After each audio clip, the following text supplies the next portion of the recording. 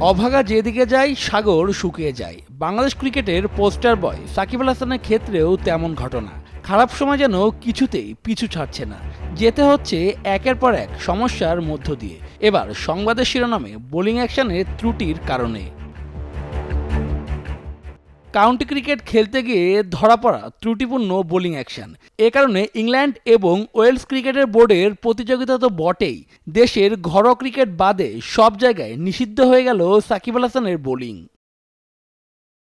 আইসিসির অবৈধ বোলিং অ্যাকশনের নীতিমালার 11.3 অনুচ্ছেদ অনুযায়ী যখন কোনো ক্রিকেট বোর্ড কোনো বোলারকে নিষিদ্ধ করে, তখন সেই শাস্তি স্বয়ংক্রিয়ভাবে আন্তর্জাতিক ক্রিকেট ও অন্যান্য সব দেশের ঘরোয়া প্রতিযোগিতায় কার্যকর হয়ে থাকে। তাই ইংল্যান্ডের পাশাপাশি বিশ্বের অন্যান্য সব দেশের ক্রিকেট বোর্ড আয়োজিত টুর্নামেন্ট এবং আন্তর্জাতিক ক্রিকেটেও আপাতত নিষিদ্ধ থাকবে সাকিবের বোলিং।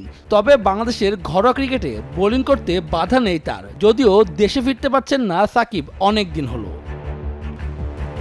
আইসিসির অবৈধ বোলিং অ্যাকশনের নীতিমালার 11.4 অনুচ্ছেদ অনুযায়ী এখন আবার আইসিসি অনুমোদিত কোনো পরীক্ষাগারে নিজের বোলিং অ্যাকশনের পরীক্ষা দিতে হবে সাকিব আল হাসানকে। ওই পরীক্ষায় উতরাতে পারলে মিলবে বোলিংয়ের অনুমতি। আবারও ভারতের চেন্নাইয়ে পরীক্ষার প্রস্তুতি নিয়ে রেখেছেন তিনি।